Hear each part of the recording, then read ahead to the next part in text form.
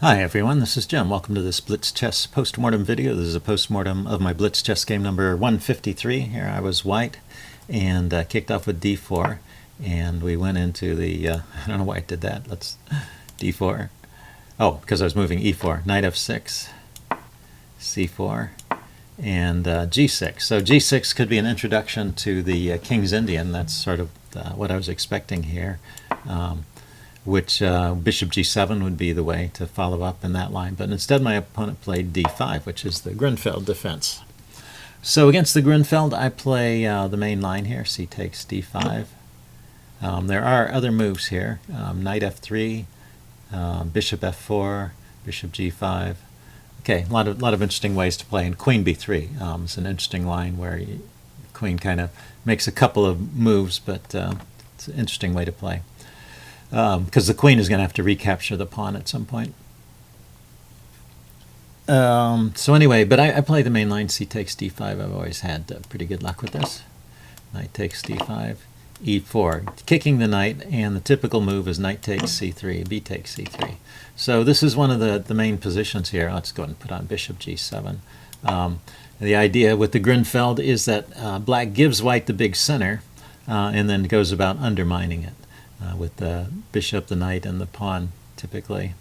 Pawn to c5, knight c6, the bishop here, and the queen is already hitting on d4. So I can get quite a lot of pressure pretty quickly against the center, and you have to play carefully to maintain it.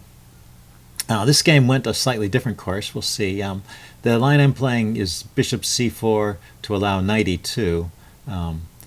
If you play knight f3, then he also has the additional idea of pinning the knight. So it's a way of avoiding the pin. Although you can see knight f3 is a top choice here as well. So that's a playable line. But the line I'm playing, bishop c4, is and then knight e2, just a way of defending with the knight. And if he tries to pin the knight, you can always play f3 to block the pin. So here the normal move is c5, and my opponent plays a very unusual move, a5. And we're basically out of the opening book at this point.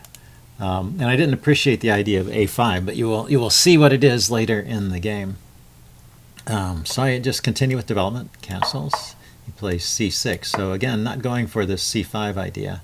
And I play the move bishop to a3, thinking to clamp down on this push c5. But the engine thinks the bishop is a little bit out of play there. If you look at this, my advantage was much stronger here with a move like rook b1, just putting pressure, or bishop to e3, just taking a central post like you normally do. Bishop e3 is one of the standard moves, and it's the reply to the move c5. So that's pretty standard position in the Grunfeld. So I'm playing, in response to my opponent's unusual moves, I guess I'm playing an unusual move myself, and not the best one. So now he gets some tempos on the queen side. That's really the problem with this move. He can play b5, kicking the bishop, and then these pawns can come forward later. But he develops his knight first, knight d7, not prematurely rushing ahead into anything. And I play e5 here, just trying to clamp down on the bishop, and also giving my pieces a square on e4. So I thought this pin was looking kind of interesting along this diagonal. But my opponent immediately plays rook b8, unpinning and threatening to push to b5. So I should really respond to this threat with a move like rook b1. It says also bishop c1 is possible, just retreating this bishop, getting it out of the way, and repositioning it over here where it belongs. So this bishop a3 experiment was just a failure, basically. Anyway, but instead I was still thinking about this e4 square. I play here, thinking this pawn was hard to defend. But he doesn't have to defend it immediately. He can throw in this move b4, which hits the bishop, and gain a tempo. Cancel. Oh, I took first. I took. And he takes back. And then I played bishop b2. And now he goes c5. So he didn't defend it. He just kicked my bishop around, and then he pushed. And you see the engine really liked those moves, and now black has an advantage here out of the opening. So my center is just falling apart at this point. So I play d takes c5. I guess I could have tried a move like rook c1 or queen c2. So this rook c1 idea, I think it's a similar idea with queen c2. It's kind of interesting. You play here, you let him take, You don't try to recapture immediately, but you throw in the move f4, and then you round this pawn up later. And that's a way to minimize the damage here. When I was thinking about it during the game, I didn't see this idea. I just saw if I let him take, then this pawn is weak. So, for example, if he takes and I take back immediately, then this pawn is falling because it's under-defended. But I don't have to take back immediately. That's the point. I can throw in the move f4, defend this pawn, and then grab it. So that would have been the best way to play. I played d takes c5 because I'd basically given up on that pawn. And now that gives black a pretty significant advantage here. And now it says queen to c2 should be played. Another thing I didn't appreciate about this position is that I have a lot of loose pieces here. And this knight is somewhat awkwardly placed. And so bishop c2 just gets the bishop out of take and just reduces the number, defends the queen in a way, and the queen's defending the bishop there, so reduces the number of loose pieces. Or queen c2, just defending the bishops with the queen. I played bishop d5 instead. It doesn't really address any of these issues, and he plays a very good move, bishop a6. You see, that was a top engine choice. In addition to pinning my knight, it also targets a square on d3. And this is a general problem with moves, with openings where white has advanced his pawns. I guess either side. Once you've advanced your pawns, it leaves space behind the pawns, and sometimes these spaces behind the pawns can no longer be protected by your own pawns, and sometimes your opponent can infiltrate there. So it's something to keep in mind if you're playing an opening where you grab a lot of space. And here my opponent is really taking advantage of it. So I play rook e1 to defend the knight and to unpin it, and he jumps in with knight d3, which I really hadn't seen coming. And now this is a nasty fork. I mean, basically, you think of these as squares as your own territory. So if you're just playing casually and not calculating all the possibilities, you can overlook a move like that pretty easily. But it is obvious in retrospect. That's a juicy square there. Should have thought about that. Anyway, so I retreated the bishop here. It says queen b3 is the best way to play it. I'm going to lose something here. With queen b3, he would take on b2. And then take the bishop. Yeah, so I'm going to lose one bishop or the other. I'm going to lose a piece no matter what I do. So let's show that. Queen b3, because I thought about this during the game. And the problem is the queen is defending two pieces, but it can't really defend them both. Knight takes b2, queen takes, and queen takes d5. So queen b3, although it's the preferred choice of the engine, doesn't really solve the problem. So I played bishop b3, recognizing I was going to lose a piece in any case, and deciding to give up this bishop. And I was sort of hoping this knight would be a bit out of play over here. So I played queen c2. And now he should just go back to d3 immediately.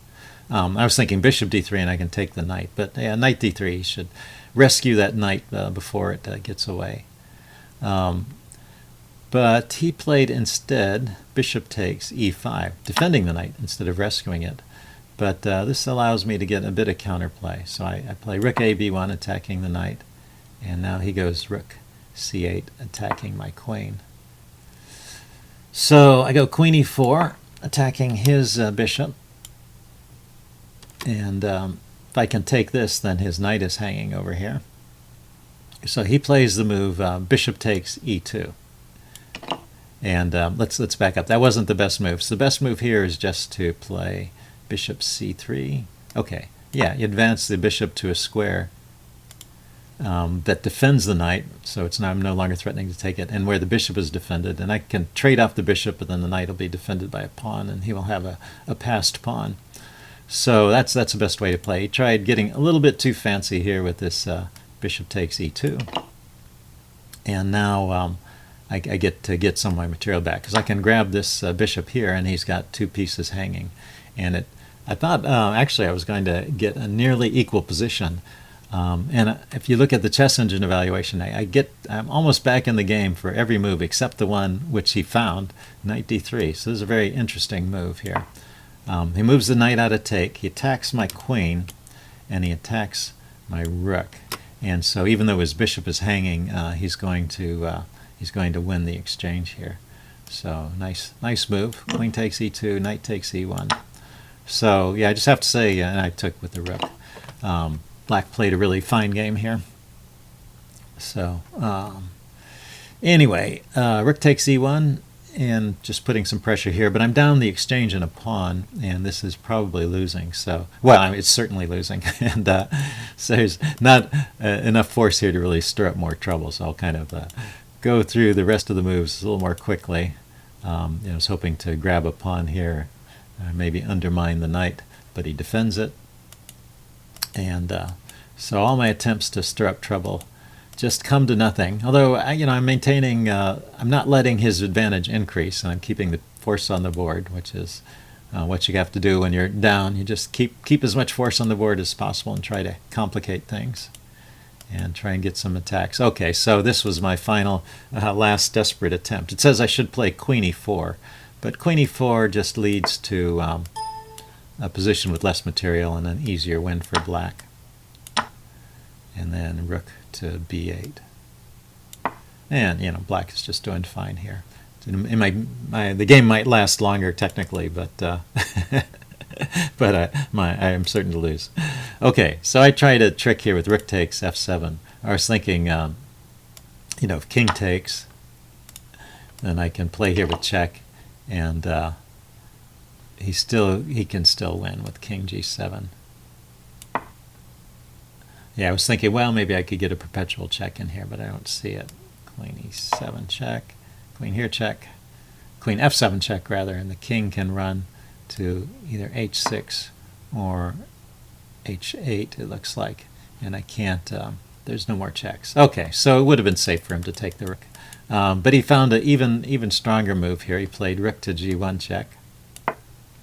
And now if the king goes to h2, there's a mate in 2. Oh, mate in 21 it says. Okay. But yeah, going to h2 doesn't look good because it allows him to bring more force in with check. So I go to f3, and then he gets to bring another rook in with check. Well played. Get all your force in and attacking. King f4, queen to c1 check, and now there's no good square for the king to run to.